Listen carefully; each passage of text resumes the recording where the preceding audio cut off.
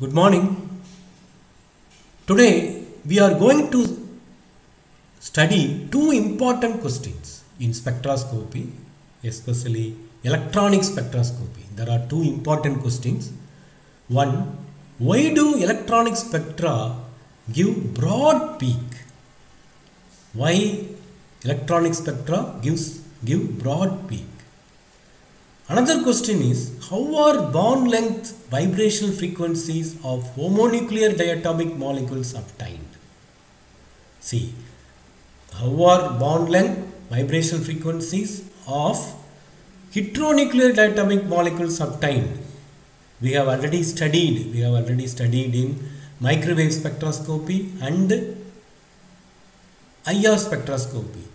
Here, how are bond lengths vibrational frequencies of N2, H2 homonuclear diatomic molecules obtained? Okay. At the end of this lecture, you will be able to answer the following questions. Let us study here the electronic spectra of diatomic molecules.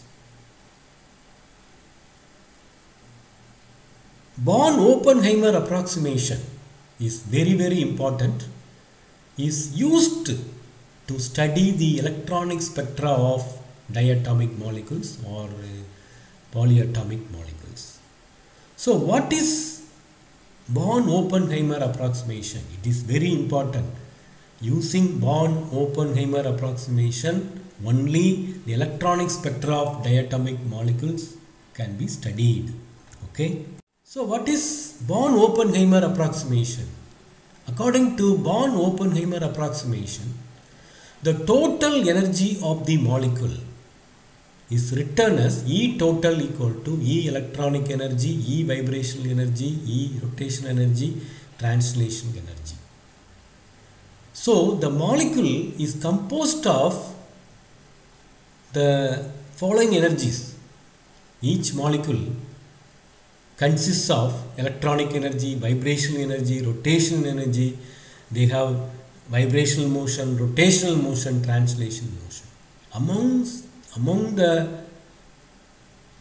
this, the translation energy is very small. Therefore, it is negligible. It is not considered. The change in total energy. So, the change in total energy is equal to sum of change in electronic energy, vibrational energy and rotational energy.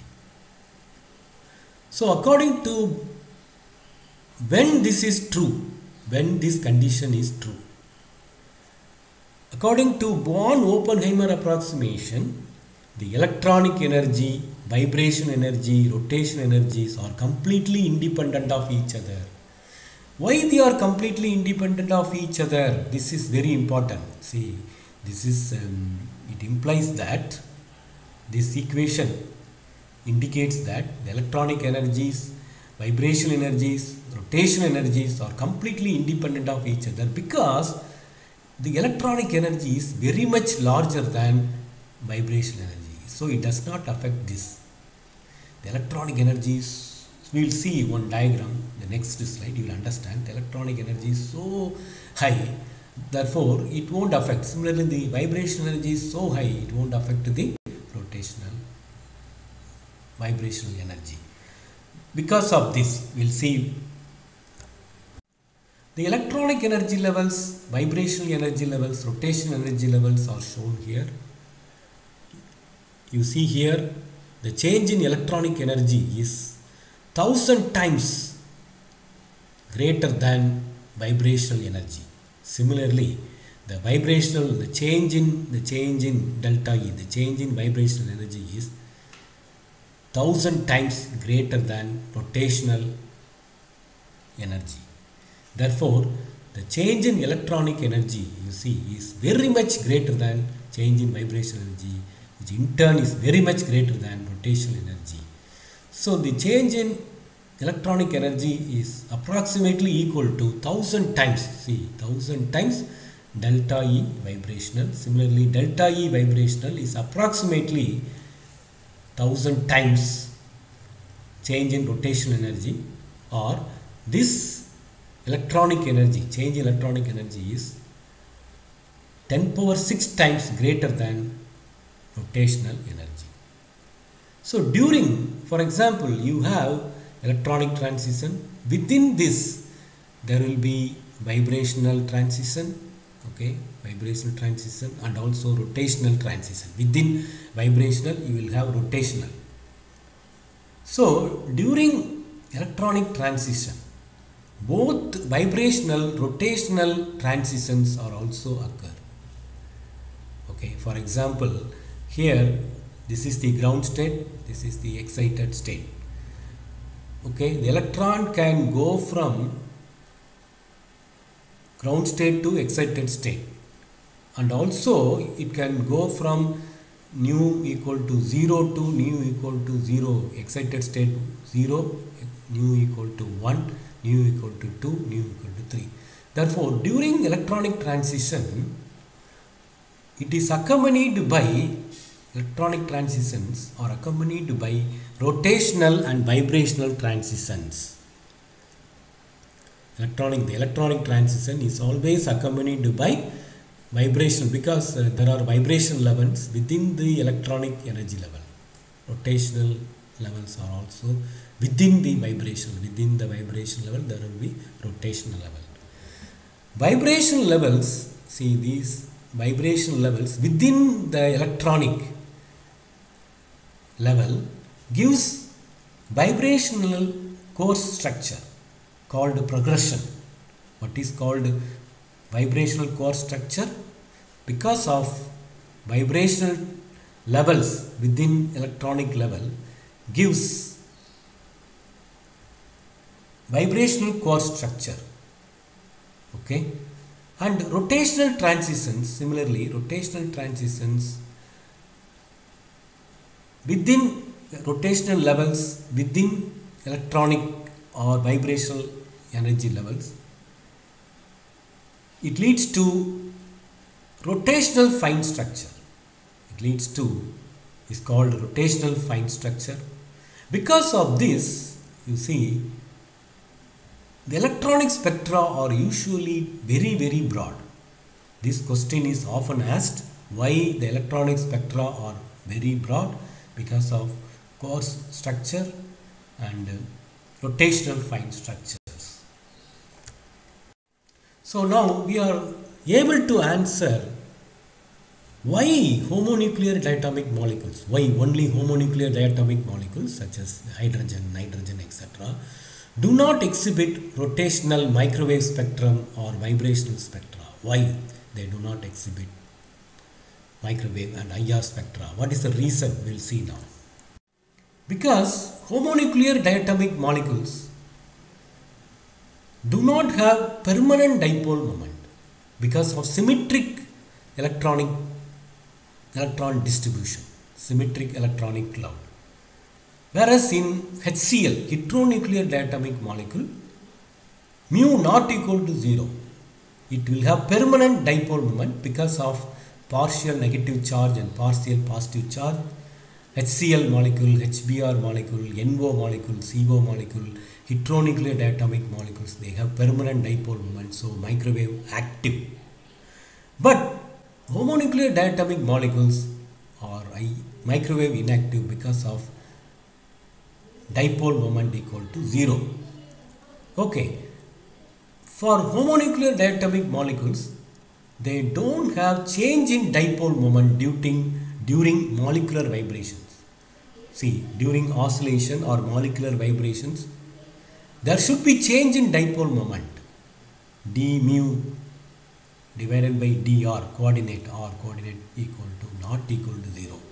But in the case of homonuclear diatomic molecules, there is no change in dipole moment during vibrational motion. Therefore, homonuclear diatomic molecules are IR inactive.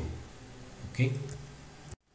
So as a consequence, the bond length, the rotational constants, the moment of inertia cannot be obtained from microwave spectrum for homonuclear diatomic molecules. Remember, for the homonuclear diatomic molecules, the rotational constants cannot be obtained because microwave inactive.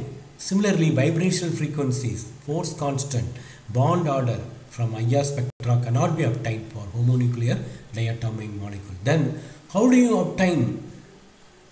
Then what spectroscopic technique you will use to obtain rotational constants, force constants, etc. However, electronic spectra we have already studied give vibrational core structure, rotational fine structures. From these vibrational structures, core structures, the vibrational frequencies, force constant can be obtained, bond strength. From rotational fine structures, rotational constants, that is from rotational constant bond length is calculated. We have studied in rotational spectra, please watch that. And similarly watch IR spectra, Raman spectra.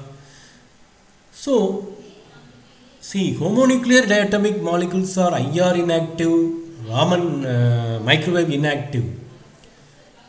But during electronic transition, why in electronic spectra they give vibrational transitions, fine structure, rotational transition? Because during electronic transition there is a change in electron distribution. There is asymmetric electron distribution now.